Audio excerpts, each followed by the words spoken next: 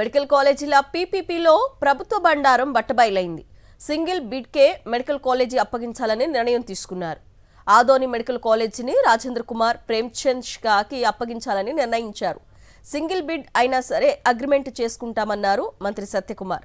అయితే ప్రజామోదం లేని విధానాన్ని మార్చుకోవాలని వైఎస్ఆర్సీపీ నేతలు డిమాండ్ చేస్తున్నారు. మెడికల్ కాలేజీల పీపీపీలో ప్రభుత్వ బండారం మరోసారి బట్టబయలైంది.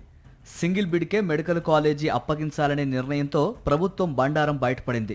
ఆదోని మెడికల్ కాలేజీని రాజేంద్ర కుమార్ ప్రేమ్చంద్ షాకి అప్పగించాలని తీసుకున్న నిర్ణయంతో అసలు ప్రభుత్వం ఏ రకంగా ముందుకెళ్తుందనేది వెల్లడైంది.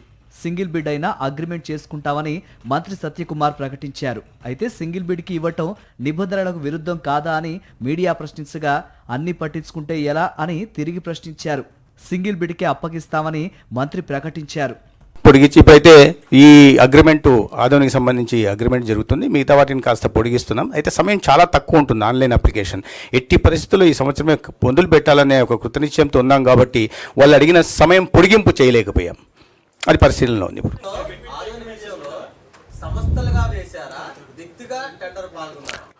హై నెట్వర్త్ వాల్యూ ఉన్న వ్యక్తి వేశాడు. నేను చెప్పాను డాక్టర్ రాజ్ కుమార్ ప్రేమ్ కుమార్ షా అనే అతను వేశాడు.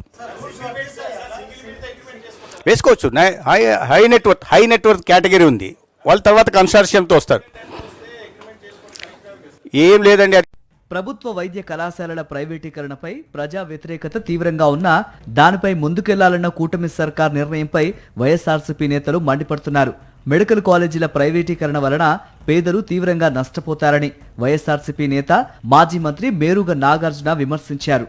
ఆ ప్రాంతంలో అభివృద్ధి చెందాలని, తద్వారా ఆరోగ్యవంతుల్ని అవటానికి ఈ మెడికల్ కాలేజీ ఈ డాక్టర్లు బ్రహ్మాండంగా వైద్యం చేసి ఆరోగ్యాన్ని పేద ప్రజలకు మెరుగుపరుస్తారని ఒక ఆశతో ఆందోళన పెడితే చివరికి దక్కడ టెండర్ ఇటాకి ఒకే ఒక్క వ్యక్తి వస్తే ఆ టెండర్ని మీరు ఖరారు చేయటం అంటే ఈ రాష్ట్రంలో మీరు తీసుకున్న నిర్ణయం ఎంత ప్రజామోదం కానిదో అర్థమవుతా ఉంది చంద్రబాబు నాయుడు గారు.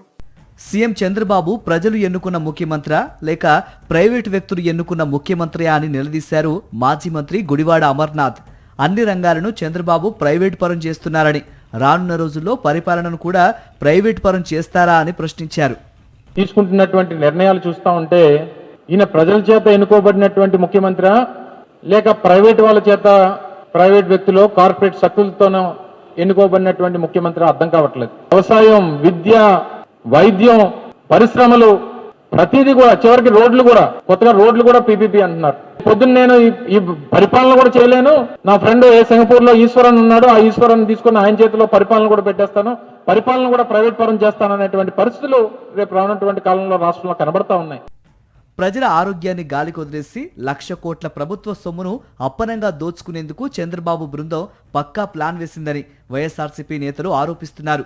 అందుకే ప్రభుత్వ వైద్య కళాశాలల ప్రైవేటీకరణపై వెనక్కి తగ్గట్లేదని, పేద మధ్యతరగతి ప్రజలు వైద్యం చేయించుకోలేని దుస్థితిలో రోడ్డున పడినా తమకు ఏమాత్రమూ సంబంధం లేదన్నట్లుగా కూటమి సర్కార్ వ్యవహరిస్తోందని విమర్శిస్తున్నారు.